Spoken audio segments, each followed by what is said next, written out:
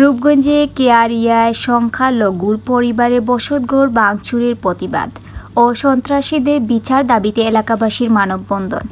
রূপগঞ্জ প্রতিনিধি শরীফ চৌধুরী জানান, নারায়ণগঞ্জের রূপগঞ্জ উপজেলার সদর ইউনিয়নের কেয়ারিয়া এলাকায় সংখ্যালঘুর পরিবারের অপর সন্ত্রাসীর হামলা, বসতঘর ভাঙচুর সহ ভূমিদস্যুতার প্রতিবাদে মানববন্ধন কর্মসূচি পালন করেছেন ভুক্তভোগী পরিবার ও এলাকাবাসী। 21 মে বৃহস্পতিবার সকালে উপজেলার কেয়ারিয়া এলাকা এ মানববন্ধন করা হয়।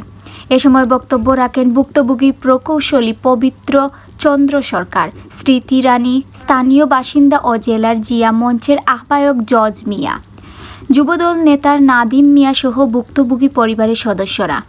এ সময় বক্তারা বলেন, কেয়ারিয়া মৌজা যুগ যুগ ধরে হিন্দু সম্প্রদায় ও মুসলিমরা মিলেমিশে বসবাস করে আসছে, কিন্তু গতকাল বিএনপির নাম ভাঙিয়ে কতিপয় সন্ত্রাসী ভূমিদস্যু জাহাঙ্গীর ইউসুফ গংদের পক্ষ নিয়ে একদল সন্ত্রাসী জোরপূর্বক শতাধিক পবিত্র চন্দ্রের মালিকানাধীন বসতঘর ভাঙচুর করে তাণ্ডব চালায়। এ ঘটনায় থানায় অভিযোগ করলে পুলিশ তদন্ত করতে আসেনি। আমরা সংখ্যালঘুর সম্প্রদায়ের নিরাপত্তা চাই এবং ঘটনার উপযুক্ত বিচার চাই। আমি সাদিক ইফরাত মিম, ডেস্ক রিপোর্ট। হঠাৎ আমাদের এই কেইরা হিন্দু সম্প্রদায়ের এলাকায় এখানে একটা বসতি ছিল RS 140 দাগ। এইখানে একটা জমি নিয়ে ঢাকার এক পার্টি এই জমি নাকি কাটতে কিনে আইসা এই কিছু বহিরাগত সন্ত্রাস নিয়ে এসে এই বাড়ি এই স্থাপনাটা ভেঙে ফেলেছে।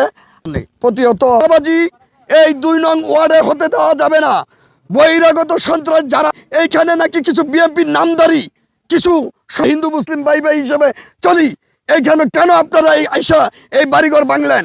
এইটার জবাব যদি 24 ঘন্টার ভিতরে বাসীকে নিয়ে আমি থানা ঘেরাও পর্যন্ত করতে আমি প্রস্তুত। দাদার বাপে খাইছে, বাবা খাইছে, আমরা খাইতেছি। এখানে আমাদের পূর্বপুরুষরা 1-150 বছর যাবত এখানে জমিটা বুক করে আসতেছে। তো গতকাল আমাদের এই এলাকায় 150-200 জন মানুষ আইসা ইউসুফ নামের এক লোক ভূমিদস্যী আর হচ্ছে জাহাঙ্গীর নামের এক ভূমিদস্যী লোক, ওনাদের সন্ত্রাসদের নিয়ে এসে আমাদের গড়তর ভাঙা ফাল নিয়ে আসে মারার জন্য। আমি ফেরাইতে চেষ্টা করি, ওরা হইচই করে ওঠে। তারপর আর আমরা যথেষ্ট সম্ভব চেষ্টা করেছি, ওরা ঘরদূর ভাঙে আমাদের উপর অত্যাচার করে, তারপর ওরা চলে যায়। যেহেতু উনি সন্ত্রাসের থেকে বড় ধরনের কাজ করছে, আমরা হিন্দু সম্প্রদায়ের মানুষ, এরকম যদি হয় আর্মির অবস্থা, তাহলে আমরা কোথায় যাব? এটা এই